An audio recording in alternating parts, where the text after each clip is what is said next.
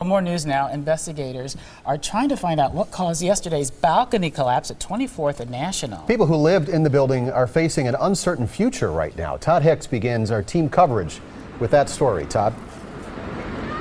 Well, Stephen Carroll, there were some tense moments here just a short time ago after the landlord started permitting people back inside this building to collect some of their things. Now, police were called after an argument broke out. Now, it's easy to see why these people who live here are worried. They are at a shelter for now, but the clock is ticking until they have to find a permanent new place to live. We don't know where we're going to go. This shelter is somewhere Kavana Sigley never thought she'd end up. The mother of 2 children is just one of 36 people temporarily staying here. All of them forced from this apartment building, now deemed unsafe after this porch collapse. Red Cross is providing us shelter for the weekend, but they already let us know as of Monday morning we have to be gone. The Red Cross tells me they're exploring their options on just where these 3 dozen families can go after this shelter closes. Right now they tell me it's just too early to know. Right now they're trying to connect these families with community leaders and organizations who can possibly provide help. It gets very, very challenging trying to find the resources that everybody needs in order to move forward, so we'll take it a step at a time. Sigley tells me she's thankful for the food and shelter from the Red Cross, but she's praying others step up for the families who could be out on the street. They can't help us financially, or just right away put us in another apartment or a house. They can't do that, and we need the help. And many of these people who lived here tell me they have reached out to the landlord for help.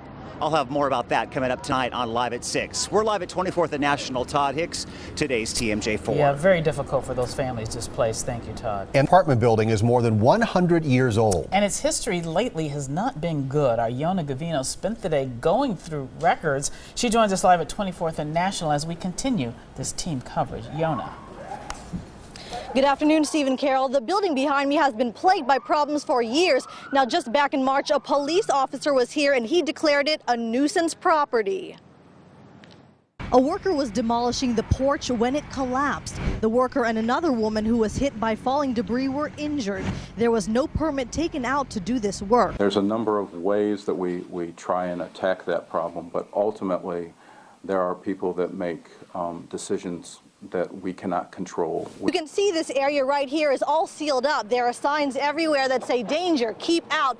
And just past me, look in those doors. Everything is completely boarded up. I'm told the landlord, Elijah Mohammed Rashid, goes by different names. I knocked on the door of one of the addresses that he was listed under. I also called him to ask him how this collapse happened. He didn't return my calls. Well, what would you say then to people who see this as the inspectors came out there in March and then this happened several months later?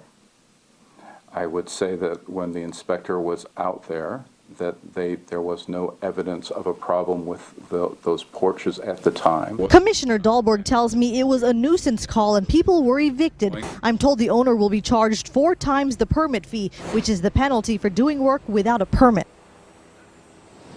Now, the Department of Neighborhood Services tells me that it'll be up to the landlord whether or not he'll be able to allow the tenants back into the apartment to get essential items like medicine. For now, reporting live in Milwaukee, Yona Gavino, today's TMJ4. Yeah, well, it's pretty, it's such a catastrophe for so many people. Thank you very much, Yona.